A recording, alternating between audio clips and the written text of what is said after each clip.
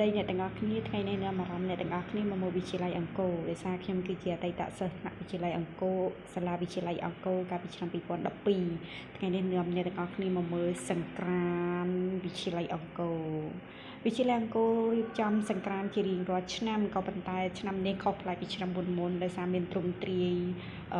ធំពេលដែលយើងដើរមកដល់ហើយយើងក៏បានឃើញនៅ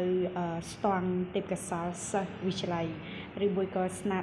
ការតាំងស្នាដៃសិស្សមានការដេគ័រជាផ្ទះក្បូរក្បាច់រចនាស្អាតដោយសារស្នាដៃរបស់បងប្អូនការតុបតែងការកែច្នៃរហាត់ទឹកការរំដួលការរំដួលវត្តដៃរូបប្រាសាទអង្គរវត្តរូបព្រះរូបទង់ជាតិនិងផែនទីរបស់ប្រទេសកម្ពុជារបស់យើង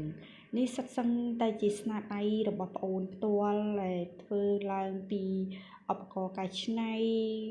recycle ឬក៏របស់ដែលយើងកែច្នៃបន្តិចម្ដងតុបតែងឲ្យមានសោភ័ណភាពការធ្វើការងារជាក្រុមរបស់បងប្អូនបិទយ៉ាងប្រណិតសង់ផ្ទះដាច់ដោយឡែកពីគ្នាមានបទការព្យាមានដូចជាដេគ័រផ្ទះថ្មយ៉ាងស្រស់សភាផ្ទះក្បឿងផ្ទះស្បូវដាំដើមឈើជំវិញផ្ទះដេគ័រជារូបរាងនៃការតុបតែងរបស់ប្រជាជនខ្មែរដែលគាត់តែងតែរៀបចំនៅកំឡុងពេលចូលឆ្នាំ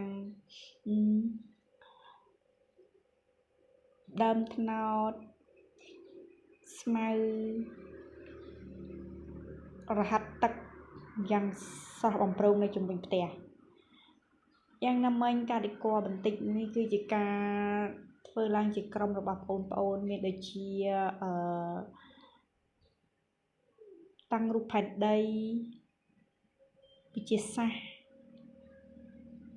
បន្ទូភ្នំភ្លើងកំអែលភ្នំភ្លើងផែនដីវិលជុំមានព្រះអាទិត្យព្រះច័ន្ទយ៉ាងស្រស់ស្អាត